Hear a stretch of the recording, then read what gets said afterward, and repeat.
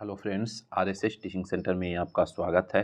आज हम यूडूटेरिया का जो नया सेट प्रैक्टिस आ गया है, जो प्रारंभिक पीटी परीक्षा 2025 के लिए वॉल्यूम 1, इसमें टोटल 15 मॉडल प्रैक्टिस सेट दिया हुआ है और ये पूर्णतः परीक्षा पे आधारित है। तो देर न करते हुए हम फर्स्ट नंबर सेट से स्टार्ट करेंगे और इसका जो पीडीएफ रहेगा सेंड कर दिया जाएगा आरएसएस टीचिंग सेंटर टेलीग्राम में। इसका PDF RSS teaching centre Telegram में सेंड कर दिया जाएगा और लिंक डिस्क्रिप्शन में डाल दिया गया है। तो देर न करते फर्स्ट नंबर क्वेश्चन से चलते हैं। करा है शौनक तथा पैपलाद शाखाएं किस वेद से संबंधित है? तो इसका सही आंसर अथर्ववेद हो जाएगा। क्या हो जाएगा? अथर्ववेद हो जाएगा। वेद की हम बात करेंगे तो वेद की टोटल संख्या 4 होता है। वेद की संख्या 4 होता है, यानी कि ऋग्वेद हो जाएगा, यजुर्वेद हो जाएगा, सामवेद हो जाएगा, अथर्ववेद हो जाएगा। सबसे प्राचीन वेद कहेगा तो ऋग्वेद हो जाएगा, और कहेगा संगीत का वर्णन किस वेद में है तो सामवेद में हो जाएगा। गद्य और पद वाला वेद बोलेगा तो यजुर्वेद हो जाएगा, और सबसे बाद का वेद यानी कि नया वेद तो अथर्ववेद हो जाएगा। अथर्ववेद की हम बात करेंगे तो इसमें जादू टोना साध्वी विवाह सब इसी में वर्णन है, अथर्ववेद में है। अथर्ववेद की बात करेंगे तो इसमें मंत्रों की संख्या 731 है, जबकि हम बात करेंगे पद की संख्या लगभग 6000 है। 6000 है पद की संख्या। और उसके बाद क्वेश्चन पूछेगा कि औषधि का वर्णन किसमें मिलता है तो अथर्ववेद में ही मिलता है। उसके बाद आपसे क्वेश्चन पूछेगा कि कौन सा वेद में यानी कि सभा एवं समिति का प्रजापति के दो पुतरिया कहा गया है तो अथर्ववेद में ही कहा गया है। वेद की संख्या 4 होता है, जबकि वेदांग की संख्या 6, जबकि महापुराण की संख्या की हम बात करेंगे तो 18 होता है। महापुराण 18, और उपनिषद की संख्या की बात करेंगे तो 108 होता है। संस्कार की संख्या की बात करेंगे तो 16 होता है। चलिए नेक्स्ट क्वेश्चन की हम बात कर लेते हैं। नेक्स्ट क्वेश्चन में क्या करा है संस्कृत साहित्य में ऐतिहासिक घटनाओं को क्रमबद्ध लिखने का सर्वप्रथम प्रयास निम्न में से किसके द्वारा किया गया था? तो इसका सही आंसर ऑप्शन नंबर बी हो जाएगा, कलहन के द्वारा। किसके द्वारा? कलहन के द्वारा इसका सही आंसर हो जाएगा। यानी कि राजतरंगिणी पुस्तक के भी लेखक कहेगा तो कलहन हो जाएगा। राजतरंगिणी पुस्तक के लेखक कहेगा तो कलहन हो जाएगा। जबकि चाणक्य की हम बात करेंगे तो कहेगा अर्थशास्त्र पुस्तक के लेखक कौन है तो चाणक्य हो जाएगा। अर्थशास्त्र पुस्तक के लेखक चाणक्य हो जाएगा। क्वेश्चन पूछेगा अर्थशास्त्र को कितने अधिकरण में बांटा है तो अर्थशास्त्र को 15 अधिकरण में, जबकि 180 प्रकरणों में बांटा गया है। और कहेगा अष्टाध्यायी के लेखक तो पाणिनि हो जाएगा। अष्टाध्यायी के लेखक कहेगा तो पाणिनि हो जाएगा। क्वेश्चन आपसे कहेगा कि राजतरंगिणी की पुस्तक जो है कहाँ के शासकों का उल्लेख किया गया है तो याद रखिए कश्मीर के शासकों का। नेक्स्ट क्वेश्चन करा है मनके बनाने वाले कारखाने का जो साक्ष्य सिंधु घाटी के किस स्थल से प्राप्त हुए हैं तो इसका जो सही आंसर लोथल हो जाएगा भी और चन्हुद्रो हो जाएगा। यानी कि ए और बी दोनों हो जाएगा, लोथल और चन्हुद्रो दोनों हो जाएगा। सिंधु घाटी की हम बात करेंगे तो इसका जो खोज किया था दयाराम साहनी, दयाराम दयाराम साहनी किया था। दयाराम साहनी किया था। कब किया था तो याद रखिएगा 1921 में दयाराम साहनी किया था।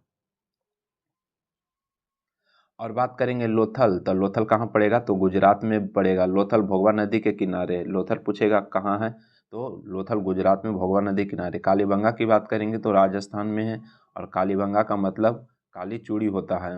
कालीबंगा का मतलब क्या होता है? काली चूड़ी होता है। क्वेश्चन आपसे पूछेगा तो जरूर ध्यान दीजिएगा। नेक्स्ट क्वेश्चन की अब बात कर लेते हैं तो कह रहा है कि बौद्ध मठ के परंपरा के अनुसार स्तूपों को कितने श्रेणियों में विभाजित किया गया है तो इसको 5 श्रेणी में विभाजित किया गया है। कितने श्रेणी में? 5 श्रेणी में। 5 श्रेणी की बात करेंगे तो 5 श्रेणी में कौन कौन है तो याद रखिएगा अवशेष स्तूप, अवशेष स्तूप, उसके बाद वस्तु स्तूप, उसके बाद स्मारक स्तूप, उसके बाद बात करेंगे तो प्रतीकात्मक स्तूप, उसके बाद मन्नत स्तूप। यानी कि 5 भाग में बांटा गया है, 5 श्रेणी में। नेक्स्ट क्वेश्चन की बात करेंगे तो कह रहा है क्वेश्चन में कि स्वतंत्र बहमनी राज्य की स्थापना कब की गई थी तो इसका सही आंसर 1347 में हो जाएगा। क्या? 1347 में किसने किया था? अलाउद्दीन बहमन शाह ने किया था। याद रखिएगा अलाउद्दीन बहमन अलाउद्दीन बहमन शाह किया था। किसने किया था? अलाउद्दीन बहमन शाह ने 1347 में किया था, याद रखिएगा। बात करेंगे, क्वेश्चन आपसे पूछेगा कि विजयनगर साम्राज्य के जो स्थापना हुआ था 1336 में किसके द्वारा किया गया था? तो हरिहर बुक्का के ही द्वारा किया गया था, हरिहर बुक्का के ही द्वारा किया गया था। नेक्स्ट क्वेश्चन की बात करेंगे तो कह रहा है कि महाराणा प्रताप के हाथी का क्या नाम था? हाथी की बात कर रहा है तो इसका सही आंसर राम प्रसाद हो जाएगा। क्या? राम प्रसाद था महाराणा प्रताप के हाथी का नाम। जबकि हम बात करेंगे महाराणा प्रताप के एक घोड़ा है, घोड़ा के नाम पूछ सकता है, महाराणा प्रताप के घोड़े के नाम। तो याद रखिएगा घोड़ा का जो नाम है, घोड़ा का नाम है चेतक है। क्या है? चेतक है। जबकि हाथी का नाम राम प्रसाद है। महाराणा प्रताप की बात करेंगे तो एक यानी कि लड़ाई लड़े थे कौन? जो प्रसिद्ध है हल्दी घाटी का युद्ध। हल्दी घाटी का युद्ध 18 जून 1576 में हल्दी घाटी का युद्ध लड़े थे महाराणा प्रताप और अकबर के बीच, जिसमें अकबर विजय हुआ था। और क्वेश्चन पूछ सकता है कि हल्दी घाटी के समय में महाराणा प्रताप की राजधानी कहाँ थी? तो याद रखिएगा कुंभलगढ़ था। कहाँ था? कुंभलगढ़ था। चलिए नेक्स्ट क्वेश्चन कह रहा है भैरोवाल की संधि किस वर्ष की गई थी? तो इसका सही आंसर 22 दिसंबर 1846 हो जाएगा। क्या? 22 दिसंबर 1846 हो जाएगा। और कहेगा भैरोवाल की संधि किसके किसके बीच हुआ था? तो अंग्रेज और सिखों के बीच हुआ था। सिखों के बीच हुआ था, अंग्रेज और सिखों के बीच हुआ था भैरोवाल की संधि। जबकि यही क्वेश्चन में आपसे पूछ देगा कि लाहौर की संधि कब हुआ था? तो याद रखिएगा 9 मार्च लाहौर की संधि, लाहौर की संधि कहेगा तो याद रखिएगा 9 मार्च 1846 हो जाएगा। 9 मार्च 1846 हो जाएगा। लेकिन ये क्वेश्चन बार बार पूछता है कि अमृतसर की संधि कब हुआ? अमृतसर की संधि कब हुआ? तो याद रखिएगा बहुत इंपॉर्टेंट है, 1809 में। और किसके बीच हुआ था? तो याद रखिएगा चार्ल्स मेटाकॉफ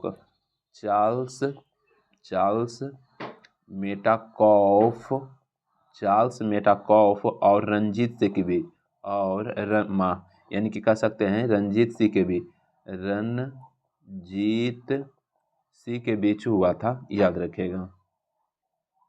नेक्स्ट क्वेश्चन कह रहा है क्वेश्चन में जी कि 1911 में दिल्ली दरबार की घोषणा में निम्न में से क्या शामिल था? तो क्या शामिल था देखते हैं। बंगाल विभाजन रद्द, बिल्कुल सही है, ये भी शामिल था। और बात करेंगे बंगाल विभाजन रद्द बोल रहा है, रद्द कब हुआ था? 1911 ही में हुआ था। जबकि बंगाल विभाजन की बात करेंगे तो 1900 बंगाल विभाजन कब हुआ था? 1905 में या 6 में हुआ था। बंगाल विभाजन की बात करेंगे तो 1905 में ही हुआ था ना, 1905 में हुआ था। जबकि कह रहा है क्वेश्चन में कि बंगाली यानी कि भाषी क्षेत्रों को मिलाकर एक प्रांत बनाना, ये भी सही दिया हुआ है। कह रहा है बिहार राज्य की स्थापना जिसमें उड़ीसा भी शामिल था, तो बिल्कुल ये भी सही है। उड़ीसा तो बिहार से 1936 में अलग हुआ है, 1936 में अलग हुआ है, तो ये भी सही है। यानी कि इसमें सभी सही हो जाएगा। और दिल्ली दरबार की बात करेंगे तो 3 बार आयोजित हुआ है, 3 बार दिल्ली दरबार आयोजित हो गया है। नेक्स्ट क्वेश्चन की हम बात करेंगे तो नेक्स्ट क्वेश्चन कह रहा है सेवा समिति की स्थापना निम्न में से किसने किया था?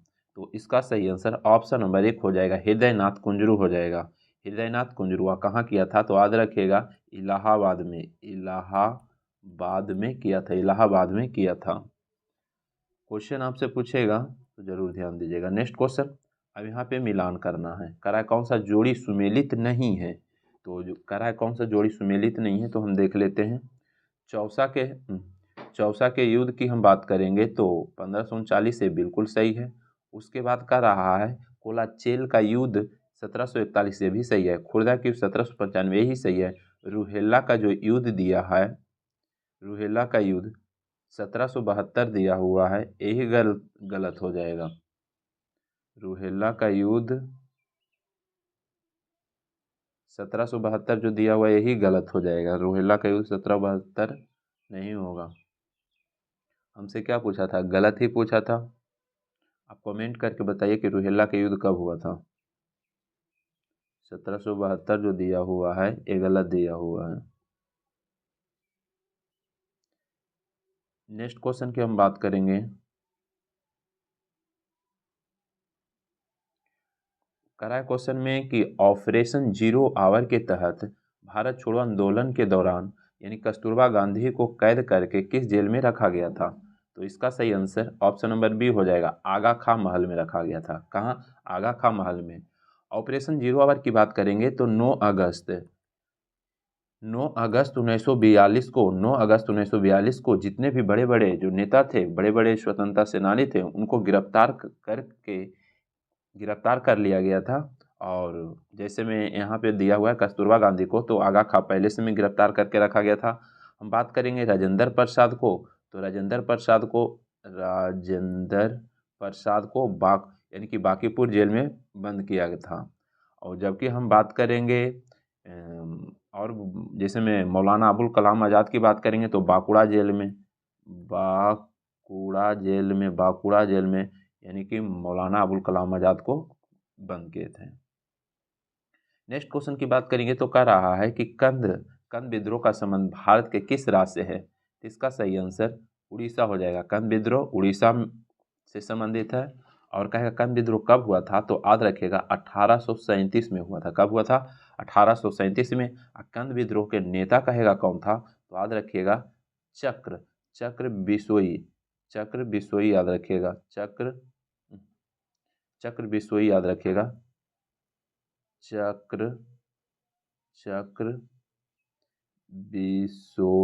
चक्र बिसोई याद रखिएगा। और बहुत सारे जैसे में आंदोलन है, जैसे नील आंदोलन के नेता बोलेगा तो तिरुसी याद रखिएगा। ताना भगत के तो जतरा भगत हो जाएगा। रामोसी विद्रोह के नेता चित्तर सिंह हो जाएगा। कोल विद्रोह के कहेगा तो बुद्धू भगत हो जाएगा। मोपला विद्रोह कहेगा तो अली मुसलियार हो जाएगा। मुंडा विद्रोह के बिरसा मुंडा हो जाएगा। चलिए नेक्स्ट क्वेश्चन की हम बात करेंगे तो क्या करा है क्वेश्चन में कि शांति निकेतन को किस वर्ष यूनेस्को की विश्व धरोहर सूची में शामिल किया गया था। तो इसका सही आंसर 2023 में शामिल किया गया है। कब? 2023 में। शांति निकेतन की बात करेंगे तो ये कहाँ है? WB यानी कि वेस्ट बंगाल में, पश्चिम बंगाल में। कहाँ है? वेस्ट बंगाल में है शांति निकेतन। और 2016 की बात करेंगे तो नालंदा बिहार है, इसको 2016 में शामिल किया गया था। और कंचनजंगा राष्ट्रीय पार्क है, उसको भी 2016 में शामिल किया गया था।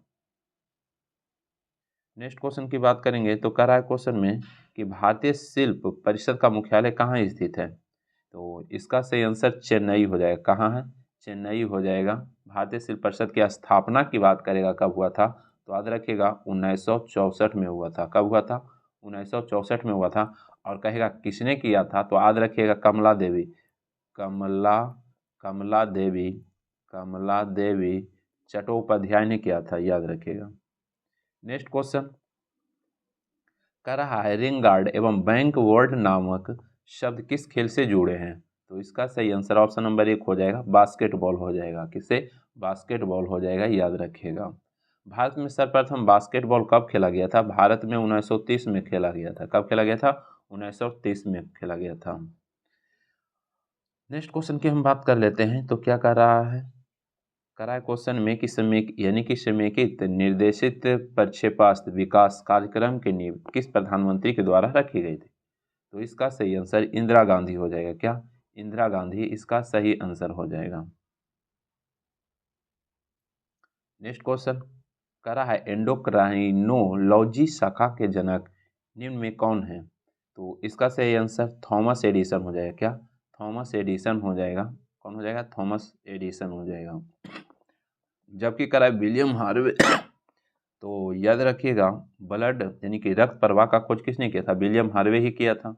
विलियम हार्वे रक्त प्रवाह का खोज किसने किया था? तो विलियम हार्वे किया था।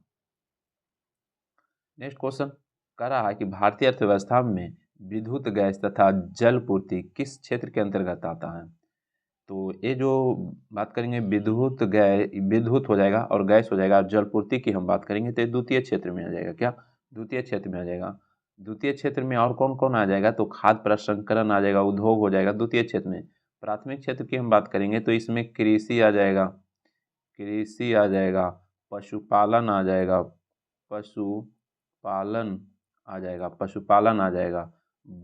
वन उद्योग आ जाएगा। और उसके बाद बात करेंगे तो मत्स्य पालन भी आ जाएगा, प्राथमिक में ही आ जाएगा।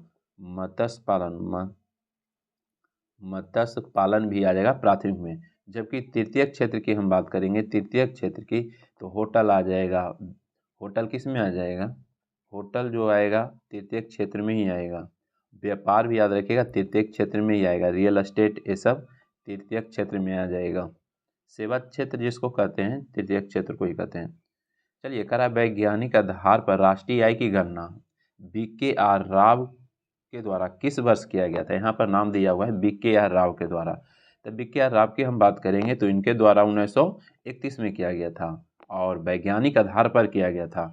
जबकि हम बात करेंगे भारत में सर्वप्रथम राष्ट्रीय आय की गणना दादा भाई नौरोजी ने कब किया था? तो याद रखिएगा 1867-68 में किए थे। और कितने रुपये प्रति व्यक्ति किए थे? 20 रुपये प्रति व्यक्ति किए थे। 20 रुपये प्रति व्यक्ति किए थे, याद रखिएगा। नेक्स्ट क्वेश्चन की हम बात करेंगे तो कह रहा है क्वेश्चन में कि भारत में विदेशी प्रत्यक्ष निवेश की सीमा किन क्षेत्रों में 100% नहीं है? तो बात करेंगे पेंशन में, तो पेंशन में 100% नहीं है। उसके बाद कृषि में है, खनन में है, संचार में है, सैटेलाइट में है, तो ये सब क्षेत्र में 100% है। नेक्स्ट क्वेश्चन की बात करेंगे तो कह रहा है क्वेश्चन में कि विशेष आर्थिक क्षेत्र, क्वेश्चन आपसे पूछ सकता है कि विशेष आर्थिक क्षेत्र के उद्देश्य में क्या शामिल नहीं है? तो हमसे क्या पूछ रहा है? नहीं है। तो देखते हैं, तो इसमें 100 यानी कि 500 करोड़ से अधिक आय वाली कंपनियों को शामिल करना यही नहीं दिया हुआ है, डी हो जाएगा। इसके अलावा और सभी दिया हुआ है। विशेष आर्थिक क्षेत्र जिसको हम सेज बोलते हैं, SEZ,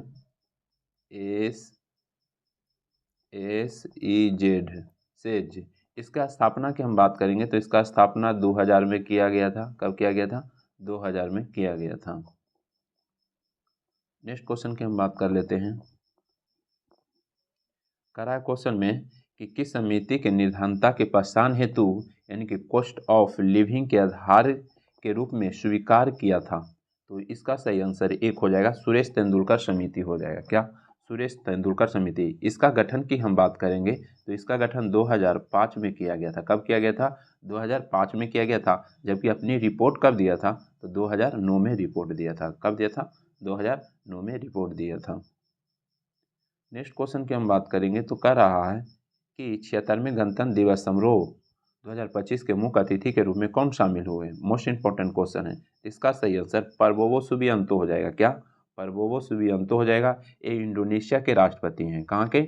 इंडोनेशिया के राष्ट्रपति ये थे, जो इस बार 76वें गणतंत्र पर मुख्य अतिथि के रूप में आए थे। जबकि प्रथम गणतंत्र जब हुआ था तो उसमें कौन आए थे? तो वो भी इंडोनेशिया के ही राष्ट्रपति आए थे। इंडोनेशिया के ही राष्ट्रपति सुकर्नो आए थे। सुकर्नो कौन आए थे? सुकर्नो आए थे। सुकर्नो आए थे, इंडोनेशिया के राष्ट्रपति ही आए थे।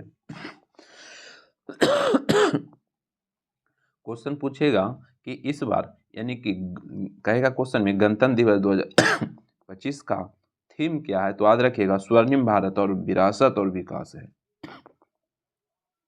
चलिए नेक्स्ट क्वेश्चन की हम बात करेंगे। कर रहा है 33वें ग्रीष्मकालीन ओलंपिक 2023 ओलंपिक खेल 2024 में भारत ने कुल कितने पदक प्राप्त हुए? तो इसका सही आंसर टोटल 6 पदक हो जाएगा। एक की बात करेंगे तो एक रजत हो जाएगा। एक हो जाएगा क्या? रजत हो जाएगा। एक की हम बात कर लेते हैं तो क्या हो जाएगा? चलिए थोड़ा सा, एक रजत हो जाएगा और 5 जो हो जाएगा कांसा। रजत जो हो जाएगा कौन जीते थे? नीरज चोपड़ा, भाला फेंक में रजत जीते थे। भारत 6 पदक लेकर के, भारत का रैंकिंग कितना था? 71वां नंबर था। कितना? 71वां नंबर था। चलिए नेक्स्ट क्वेश्चन की हम बात करेंगे तो कह रहा है और कह रहा है केंद्रीय बजट 2024-25 के अनुसार राजस्व घाटा जीडीपी का कुल कितना प्रतिशत? तो इसका बात करेंगे तो इसका सही आंसर डी हो जाएगा, 1.8% हो जाएगा। 1.8%। नेक्स्ट क्वेश्चन कह रहा है केंद्रीय बजट 2024-25 में मनरेगा हेतु कितना बजट आवंटित किया गया है? मनरेगा की हम बात करेंगे तो इसका सही आंसर हो जाएगा कितना? 86,000 करोड़ हो जाएगा। 86,000 करोड़। नेक्स्ट क्वेश्चन करा है हाल ही में हुए विधानसभा चुनाव के बाद मोहन चरण मांझी किस राज्य के मुख्यमंत्री नियुक्त हुए हैं? तो इसका सही आंसर एक हो जाएगा। उड़ीसा के जो अभी मुख्यमंत्री कौन है? मोहन चरण मांझी है। कौन है? मोहन चरण मांझी है।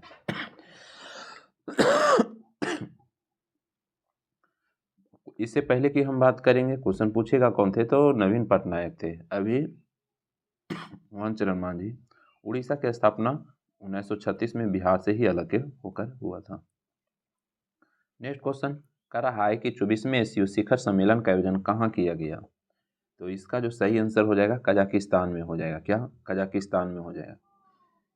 क्वेश्चन आपसे पूछ सकता है जी कि वर्तमान में एससीओ में टोटल कितना मेंबर है। तो टोटल अभी 10 मेंबर है। कितना है? 10 मेंबर है। और बात करेंगे कि 10वां मेंबर कौन बना है, तो याद रखिएगा बेलारूस। बेलारूस हो जाएगा, यानी कि बेलारूस हो जाएगा। बेलारूस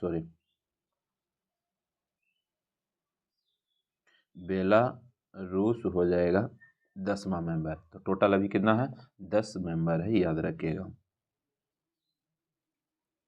नेक्स्ट क्वेश्चन कर रहा है निम्न में से रुद्रम फर्स्ट क्या है। तो यह क्या है? मिसाइल है। क्या है? मिसाइल है। भारत ने हाल ही में अपने यानी स्वदेशी एंटी रेडिएशन मिसाइल रुद्रम का तो ही सफल परीक्षण किया है। इसका निर्माण कौन किया था? डीआरडीओ किया था। डीआरडीओ की स्थापना कब हुआ है? 1958 में हुआ है। डीआरडीओ के द्वारा ही किया गया था। नेक्स्ट क्वेश्चन की हम बात करेंगे तो कह रहा है कि विश्व प्रेस यानी कि स्वतंत्रता सूचकांक 2024 में भारत का स्थान क्या है। इसका सही आंसर बी हो जाएगा, यानी कि 159 हो जाएगा। क्या? 159 हो जाएगा। जबकि 2023 की बात करेंगे, 2023 की बात करेंगे तो 161 था, लेकिन 2024 में कितना है? 159 हो जाएगा।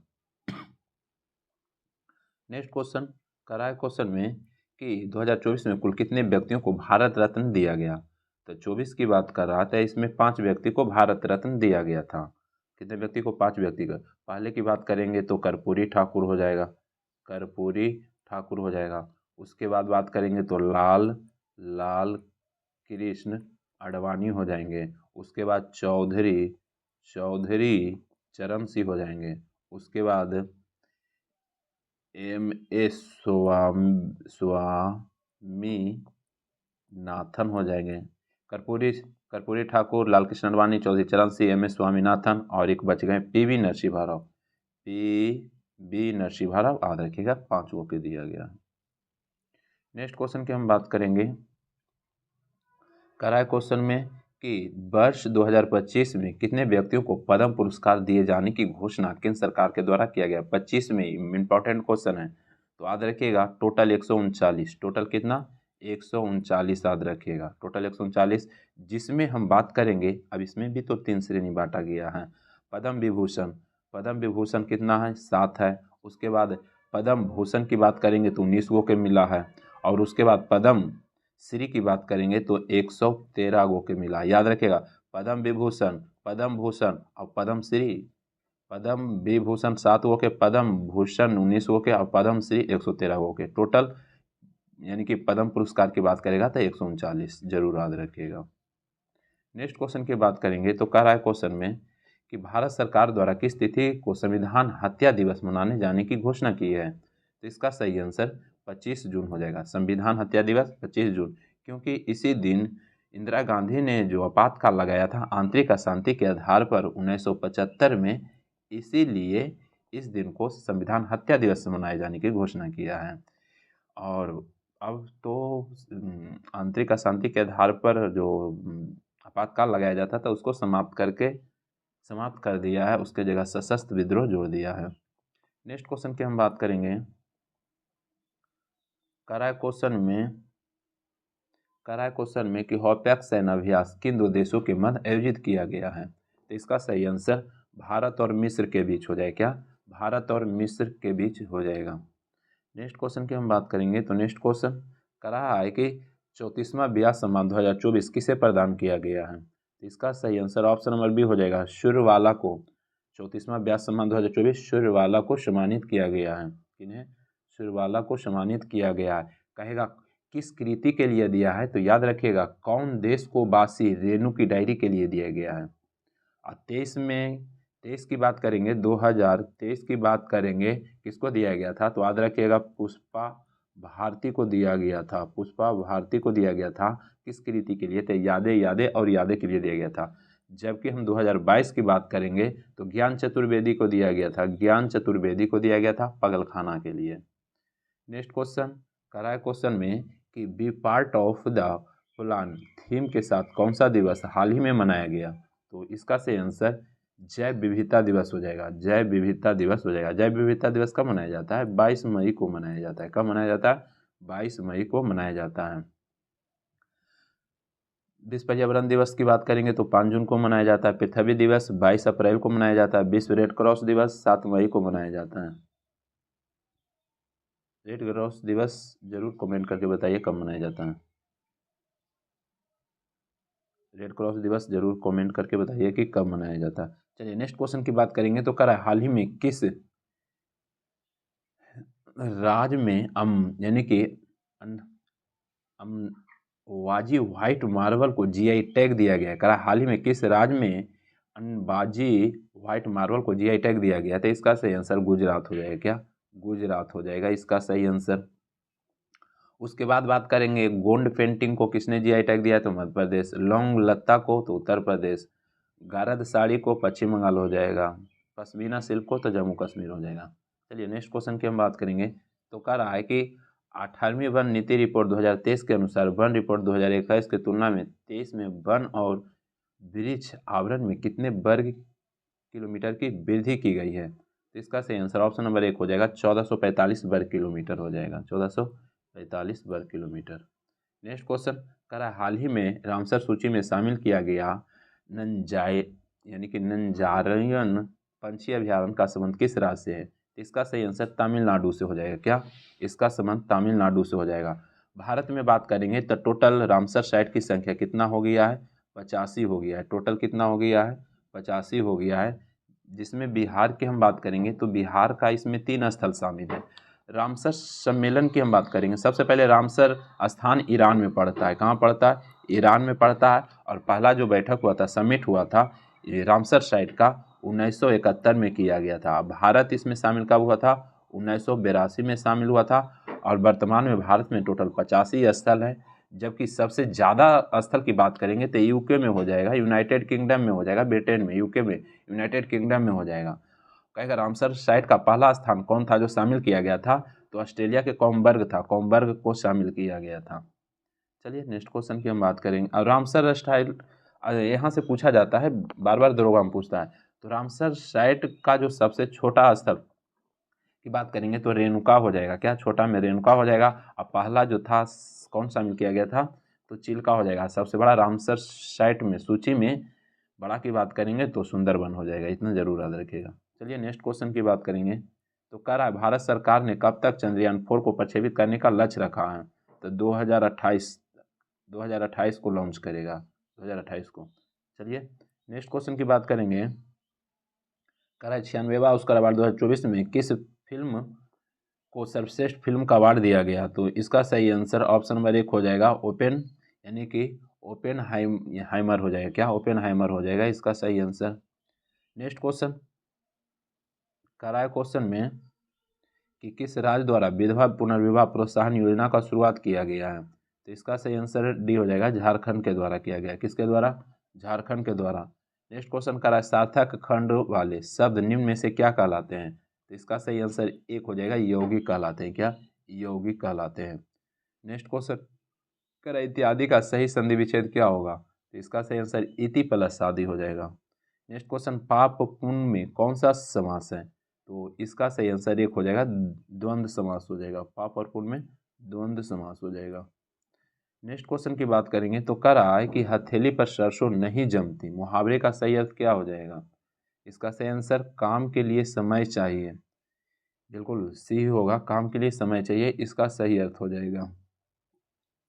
नेक्स्ट क्वेश्चन की बात करेंगे तो कह रहा है कि निम्नलिखित में कौन सा वाक्य शुद्ध है? तो इसका सही आंसर आपके एक एक यानी कि वाक्य तुल्य किए हैं, यही शुद्ध हो जाएगा। उसके बाद यहाँ पे इंग्लिश एक दिया हुआ है तो इसका सही आंसर ऑप्शन नंबर 1 हो जाएगा, ऑफ यहाँ पे हो जाएगा। उसके बाद बात करेंगे 49 का, तो इसका सही आंसर बी हो जाएगा। उसके बाद 50 की हम बात करेंगे तो इसका सही आंसर 1 हो जाएगा। चलिए नेक्स्ट क्वेश्चन की बात करेंगे तो कह रहा है निम्नलिखित में किस अधिनियम को act of good government of India भी कहा जाता है। इसका सही आंसर एक हो जाएगा भारत सरकार अधिनियम 1858 को ही कहा जाता है। और इसके द्वारा 1858 के द्वारा बोर्ड ऑफ कंट्रोल और बोर्ड ऑफ डायरेक्टर को भी समाप्ति इसी के द्वारा किया गया था। नेक्स्ट क्वेश्चन की हम बात करेंगे तो कह रहा है क्वेश्चन में संविधान सभा के प्रमुख समितियों में अल्पसंख्यक उप समिति के अध्यक्ष कौन थे? उप समिति की बात किया है तो इसका सही आंसर एस सी मुखर्जी हो जाएगा। क्या? एस सी मुखर्जी हो जाएगा।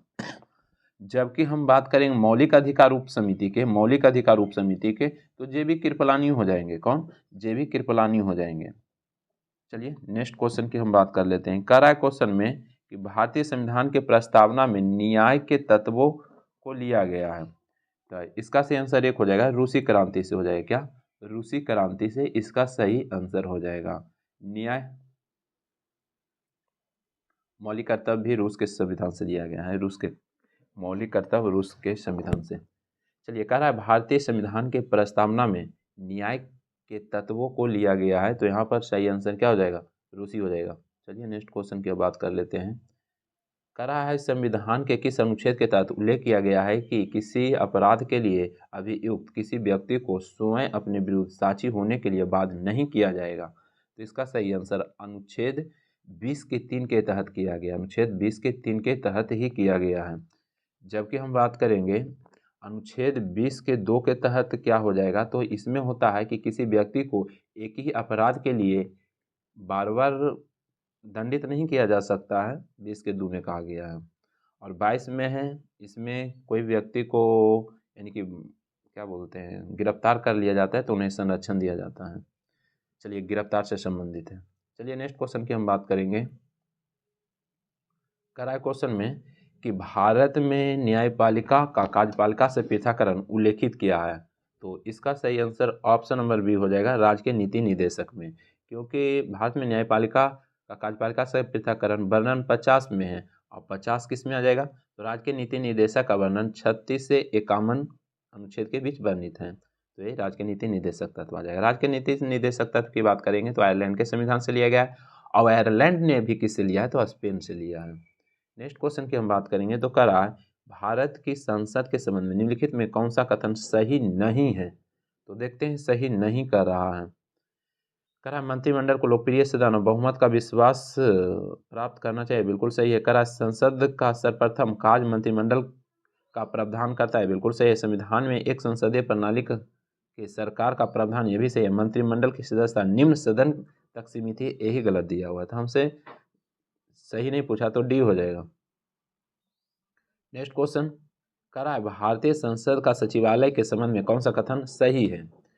तो एक ही सही हो जाएगा सरकार से स्वतंत्र। ये बिल्कुल सही दिया हुआ है। सचिवालय भारतीय संसद का जो सचिवालय है सरकार से स्वतंत्र है यही सही हो जाएगा।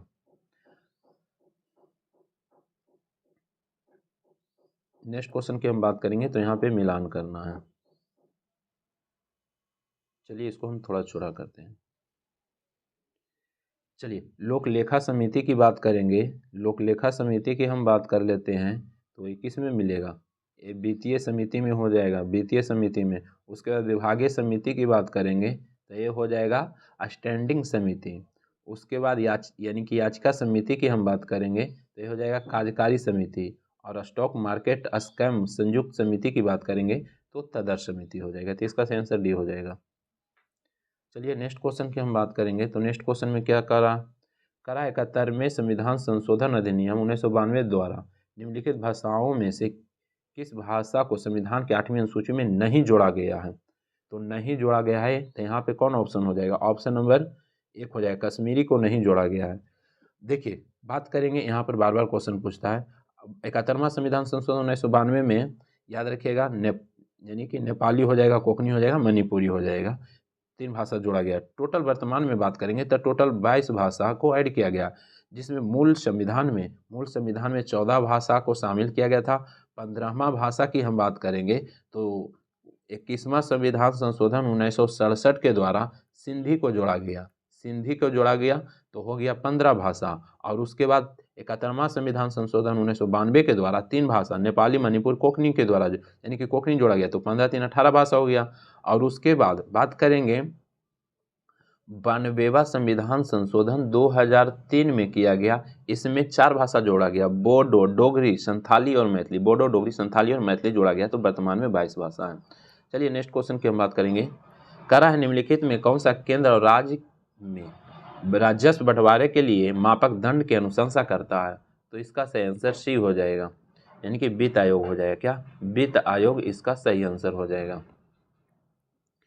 नेक्स्ट क्वेश्चन करा है भूवैज्ञानिक यानी कि भूवैज्ञानिक समय के सबसे बड़े खंड को क्या कहते हैं? इसका सही आंसर इयोन कहते हैं। क्या? इयोन कहते हैं। नेक्स्ट क्वेश्चन करा है क्वेश्चन में कि निम्नलिखित में कौन सा ग्रह चट्टानों से बने हुए नहीं है? तो नहीं है कौन? तो शनि चट्टान से बना हुआ नहीं है, बुध है, मंगल है, शुक्र है, शनि नहीं है। नेक्स्ट क्वेश्चन की हम बात करेंगे तो नेक्स्ट क्वेश्चन में क्या करा है एशिया में विश्व का सर्वाधिक जनसंख्या घनत्व वाला देश कौन सा है? तो इसका सही आंसर कौन हो जाएगा? सिंगापुर हो जाएगा। क्या? सिंगापुर हो जाएगा। विश्व में सर्वाधिक जनसंख्या वाला देश तो ऐसे करंट टाइम में कहिएगा तो भारत ही हो जाएगा, लेकिन 2011 के जनगणना के अनुसार लीजिएगा तो चाइना हो जाएगा। चलिए नेक्स्ट क्वेश्चन की बात करेंगे तो कह रहा है बादलों की दिशा एवं गति मापने का यंत्र, तो इसका सही आंसर नेफोमीटर हो जाएगा। क्या? नेफोमीटर हो जाएगा। नेफोमीटर से मापा जाता है। जबकि हम बात करेंगे कि घूमने वाली वस्तुओं को जो चाल मापा जाता है स्कोप से मापा जाता है। किससे? स्कोप से मापा जाता है। जबकि हम बात करेंगे यानी कि विस्कोमीटर से द्रव्यों की श्यानता ज्ञात किया जाता है। और साइक्लोट्रॉन की हम बात करेंगे तो कृत्रिम मौसम उत्पन्न करने का उपकरण कहेगा तो यानी कि साइक्लोट्रॉन हो जाएगा। चलिए नेक्स्ट क्वेश्चन की हम बात कर लेते हैं। कह रहा है निम्नलिखित में कौन सा कथन सही नहीं है? तो देखते हैं कौन सही नहीं है। यूरोप एक मात्र महाद्वीप है जिसमें कोई मरुस्थल नहीं है, बिल्कुल सही है। कह रहा है विश्व का सबसे सूक्ष्म मरुस्थल अटकामा मरुस्थल है, बिल्कुल, जो चिली में है। विश्व का सबसे बड़ा यानी कि उष्ण मरुस्थल सहारा है, तो ये भी तो सही दिया हुआ है, तो इसमें सभी सही हो जाएगा। इसमें से कोई नहीं दिया हुआ है तो इसमें मरुस्थल लेक भी नहीं है यूरोप में, तो ठीक भी तो है। विश्व का सबसे सूक्ष्म मरुस्थल कामाचिल, ये भी सही दिया हुआ, तो टोटल सही हो जाएगा। टोटल सही हो जाएगा, याद रखिएगा। चलिए नेक्स्ट क्वेश्चन की हम बात करेंगे तो कह रहा कि निम्नलिखित में कौन सा दर्रा जम्मू कश्मीर में नहीं है? तो जम्मू कश्मीर में कौन नहीं है? काराकोरम है, फिर पंजाला है, बनिहाल है। आधिल दर्रा जो दिया हुआ है जम्मू कश्मीर में नहीं है, ये लद्दाख में हो जाएगा। कहाँ हो जाएगा? लद्दाख में हो जाएगा। लद्दाख में हो जाएगा, लद्दाख। चलिए नेक्स्ट क्वेश्चन की हम बात करेंगे तो नेक्स्ट क्वेश्चन में क्या कह रहा है सिंधु नदी के सबसे बड़ी सहायक नदी कौन सी है? तो इसका सही आंसर चिनाब हो जाएगा। क्या? चिनाब हो जाएगा सबसे बड़ी सहायक नदी। सिंधु नदी समझौता की बात करेंगे कब हुआ था? तो 1960 में हुआ था। और कौन करवाया था? तो वर्ल्ड बैंक करवाया था, विश्व बैंक 1960 में करवाया था। सिंधु नदी के सबसे बड़ी सहायक नदी चिनाब हो जाएगा। और इसके सहायक नदी है झेलम, चिनाब, रावी, ब्यास, सतलज, ये सब सभी सहायक नदी ही है। नेक्स्ट क्वेश्चन की हम बात करेंगे तो कह रहा है क्वेश्चन में कह रहा है निम्नलिखित में कौन सा कथन सत्य है? तो भारत का सर्वाधिक लंबा राष्ट्रीय मार्ग राजमार्ग NH 44 है, तो ये बिल्कुल सही दिया हुआ है। उसके बाद कह रहा है NH 44 में जवाहर सुरंग स्थित है, ये भी सही दिया हुआ है। कह रहा है राष्ट्रीय राजमार्ग संपूर्ण देश के सड़कों की कुल लंबाई का लगभग 2% है, ये भी सही दिया हुआ है। तो इसमें सभी सही हो जाएगा, सभी सही दिया हुआ है। चलिए नेक्स्ट क्वेश्चन कह रहा है क्वेश्चन में कि राष्ट्रीय पर्यावरण अभियांत्रिक शोध संस्थान नीरी की स्थापना कब की गई? तो इसका जो सही आंसर होगा ऑप्शन नंबर 1 हो जाएगा। 1958 में किया गया था। कब? 1958 में किया गया था। नेक्स्ट क्वेश्चन कर रहा है वन्य जीव अभ्यारण्यों की सर्वाधिक संख्या कहाँ है? तो इसका सही आंसर अंडमान एवं निकोबार में हो जाएगा। अंडमान एवं निकोबार में वन्य जीव अभ्यारण्य की संख्या सर्वाधिक हो जाएगा। क्वेश्चन पूछ सकता है कि सबसे ज़्यादा कहाँ हो जाएगा, तो याद रखिएगा अंडमान ही निकोबार में हो जाएगा। वहाँ की हम बात करेंगे तो 96 हो जाएगा। कितना संख्या है? 96 हो जाएगा। 96 ही हो जाएगा। चलिए नेक्स्ट क्वेश्चन की बात करते हैं। करा क्वेश्चन में कि जीवित मानव शरीर में सबसे कम मात्रा में पाए जाने वाला तत्व निम्नलिखित में कौन सा है? तो इसमें मैग्नीज हो जाएगा। मैग्नीज सबसे कम मात्रा में पाया जाता है। बात करेंगे सबसे ज़्यादा मात्रा में तो जल होता है। कहेगा कि मानव शरीर में यौगिक का जो क्रम है सबसे ज़्यादा मात्रा में क्या है? जल है। उसके बाद प्रोटीन आ जाएगा, उसके बाद वसा, उसके बाद कार्बोहाइड्रेट, सबसे ज़्यादा जल। चलिए नेक्स्ट क्वेश्चन की हम बात करेंगे। तो नेक्स्ट क्वेश्चन कह रहा है इलेक्ट्रॉन के तरंग प्रकृति का खोज किसने किया था? तो इसका सही आंसर डी ब्रोगली किया था। किसने किया था? डी ब्रोगली किया था, इसका सही आंसर है। चलिए नेक्स्ट क्वेश्चन कह रहा है आधुनिक आवर्त सारणी के वर्ग के ऊपर से नीचे आने पर तत्वों के विद्युत ऋणात्मकता पर क्या प्रभाव पड़ता है? तो इसका सही आंसर घटेगा। क्या होगा? घटेगा। जबकि परमाणु आकार की हम बात करेंगे तो ऊपर से नीचे आने पर बढ़ता है। ऊपर से नीचे आने पर बढ़ता है परमाणु आकार, और विद्युत धनात्मकता भी ऊपर से नीचे आने पर बढ़ता है। जबकि आयनन, जो आयनन ऊर्जा है, ऊपर से नीचे आने पर घटता है, और एक विद्युत ऋणात्मकता ऊपर से नीचे आने पर घटता है। चलिए नेक्स्ट क्वेश्चन की हम बात करेंगे। कह रहा है क्वेश्चन में कि निलंबन में प्रक्षेपित कणों का आकार कितना होता है? तो इसका आंसर ऑप्शन नंबर 1 हो जाएगा। 10⁻³ से 10⁻⁴ होता है। नेक्स्ट क्वेश्चन कह रहा है लिमोनाइट निम्नलिखित में से किस धातु का अयस्क है? लिमोनाइट की बात करेंगे तो लोहा का हो जाएगा। किसका हो जाएगा? लोहा का हो जाएगा। हेमाटाइट भी लोहा का है। हेमाटाइट, मैग्नाटाइट, सीडेराइट, आयरन पाइराइट, ये सब सभी लोहा का है। चलिए नेक्स्ट क्वेश्चन की हम बात करेंगे। तो कह रहा है कि निम्नलिखित में से किसे रोमन यानी कि विट्रोल भी कहा जाता है? तो इसका सही आंसर हरा कशिश हो जाएगा। हरा कशिश को ही कहते हैं। हरा कशिश की हम बात करेंगे तो इसका सूत्र क्या होता है? FeSO4 और 7H2O हो जाएगा। हरा कशिश को रोमन विट्रियोल के नाम से जाना जाता है। जबकि उजला थोथा, जिसको हम उजला कशिश भी बोल सकते हैं, वो क्या होता है? जिंक सल्फेट होता है, ZnSO4 7H2O। नीला थोथा तो कहेगा तो कॉपर सल्फेट हो जाएगा, CuSO4 5H2O। लाल थोथा कहेगा तो यानी कि कोबाल्ट सल्फेट हो जाएगा, CuSO4 7H2O हो जाएगा। तो ये सब क्वेश्चन पूछते रहता है बार बार। कह रहा है क्वेश्चन में आपसे निम्नलिखित में से किसे नोबेल का तेल कहा जाता है? नोबेल के तेल की हम बात करेंगे तो इसका आंसर ऑप्शन नंबर सी हो जाएगा। ट्राइनाइट्रोग्लिसरीन को कहा जाता है। सी हो जाएगा, ट्राइनाइट्रोग्लिसरीन हो जाएगा। नेक्स्ट क्वेश्चन कह रहा है कि निम्नलिखित में सबसे प्रबल उपचायक कौन सा तत्व है? तो इसका सही आंसर फ्लोरीन हो जाएगा। क्या? फ्लोरीन हो जाएगा। नेक्स्ट क्वेश्चन की हम बात करेंगे तो कह रहा है कि जीव द्रव सिद्धांत के प्रवर्तक निम्नलिखित में से किसे माना जाता है? तो किन्हें माना जाता है? तो हार्टविक को माना जाता है। किन्हें माना जाता है? हार्टविक को। लेकिन एक क्वेश्चन कहेगा कि जीव का सिद्धांत किसने दिया? तो DH मॉर्गन दिया था। कोशिका सिद्धांत कहेगा तो स्लाइडेनसुआन हो जाएगा। द्विनाम पत्ती कहेगा तो कैरोलस लीनियस हो जाएगा। किसने? Carolus Linnaeus. उसके बाद अनुवांशिकता सिद्धांत कहेगा तो मेंडल हो जाएगा। तो ये सब जरूर ध्यान दीजिएगा। चलिए नेक्स्ट क्वेश्चन की बात करेंगे। तो कह रहा है निम्नलिखित में कौन सा कथन सत्य है? तो इसमें प्रोकैरियोटिक कोशिका में केंद्रिका अनुपस्थित होता है। बिल्कुल सही दिया हुआ है। चलिए नेक्स्ट क्वेश्चन की हम बात करेंगे। तो कह रहा है निम्नलिखित में से किसे कोशिका के अणुओं को यातायातक प्रबंधक कहा जाता है? तो इसका सही आंसर गोल्जी काय हो जाएगा। क्या? गोल्जी काय हो जाएगा इसका सही आंसर। चलिए नेक्स्ट क्वेश्चन की हम बात करेंगे। तो कह रहा है कि जीन की आनुवांशिक विचारधारा के अनुसार जीन के कार्य की इकाई को क्या कहा जाता है? तो इसका सही आंसर ऑप्शन नंबर बी हो जाएगा। सिस्ट्रॉन कहलाता है। क्या? सिस्ट्रॉन कहलाता है। जीन के इकाई को क्या कहेंगे? सिस्ट्रॉन कहेंगे। उत्परिवर्तन की इकाई कहेगा तो क्या हो जाएगा? म्यूटॉन हो जाएगा। उत्परिवर्तन की इकाई कहेगा तो म्यूटॉन हो जाएगा। यही पुनर्संयोजन की इकाई कहेगा तो रेकॉन हो जाएगा। क्या? रेकॉन हो जाएगा। चलिए नेक्स्ट क्वेश्चन की बात करेंगे। तो कह रहा है जीव द्रव में कार्बनिक तथा अकार्बनिक यौगिक का अनुपात क्या होता है? तो इसका सही आंसर 19:81 यानी कि कार्बनिक 19, अकार्बनिक 81 हो जाएगा। नेक्स्ट क्वेश्चन की बात करेंगे। नींबू में लिटिल लीफ नामक रोग किस तत्व की कमी से होता है? तो इसका सही आंसर तांबा की कमी से होता है। क्या? तांबा की कमी के कारण होता है।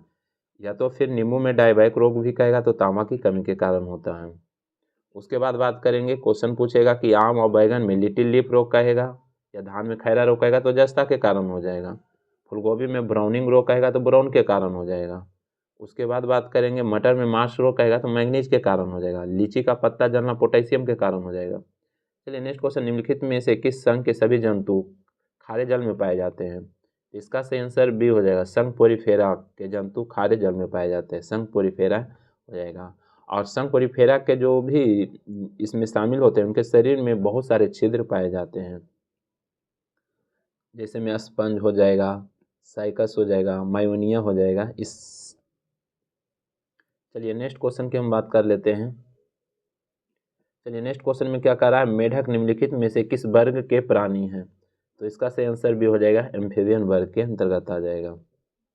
नेक्स्ट क्वेश्चन की हम बात करेंगे तो कह रहा है कि निम्नलिखित में से किस पादप हार्मोन के छिड़काव से बृहत आकार के फल तथा फूलों का उत्पादन किया जा सकता है? तो इसका सही आंसर डी हो जाएगा, जिब्रेलिन्स हो जाएगा। क्या? जिब्रेलिन्स हो जाएगा। जिब्रेलिन्स की बात करेंगे तो बौने पौधों को क्या कर देता है, लंबा कर देता है, और बीज को अंकुरित होने के लिए क्या करता है, प्रेरित करता है। चलिए नेक्स्ट क्वेश्चन की बात करेंगे तो कह रहा है क्या,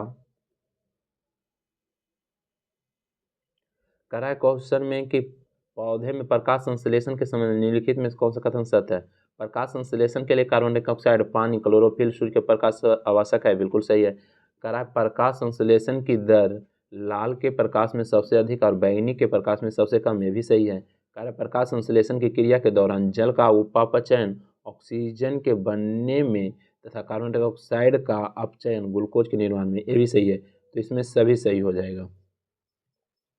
चलिए नेक्स्ट क्वेश्चन की हम बात करेंगे तो नेक्स्ट क्वेश्चन कह रहा है निम्नलिखित में से कौन सा कथन सत्य है, सही है? तो देखते हैं कौन सा कथन सही हो जाएगा।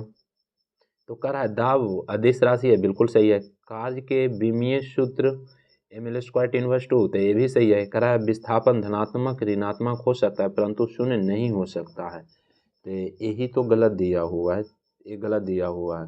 समतल कोण का एसआई मात्रक अस्टेरेडियन है, घन का ना अस्टेरेडियन है, समतल कोण का तो रेडियन है, ये भी गलत दिया हुआ है। सही की हम बात करेंगे तो सही क्या हो जाएगा, एक और दो ही हो जाएगा, एक और दो ही हो जाएगा।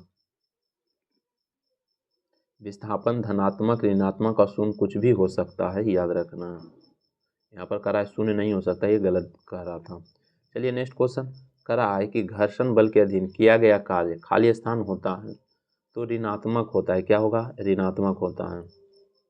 चलिए नेक्स्ट क्वेश्चन कह रहा है भूअस्थायी उपग्रह जियो स्टेशनरी सैटेलाइट का संबंध में कौन सा कथन सत्य नहीं है? तो देखते हैं, यह पश्चिम से पूर्व की ओर पृथ्वी की परिक्रमा करता है, बिल्कुल सही है। इसका परिक्रमण काल पृथ्वी के परिक्रमण काल के बराबर होता है, ये भी सही है। इसका कक्षीय वेग 8 किलोमीटर होता है, यही गलत दिया हुआ है, यही गलत दिया हुआ है। कक्षीय वेग की हम बात करेंगे तो 8 किलोमीटर जो दिया हुआ है, 8 किलोमीटर प्रति सेकेंड जो दिया हुआ है, इसका कक्षीय वेग, ये तो पृथ्वी के तल से नहीं इसका चाल है।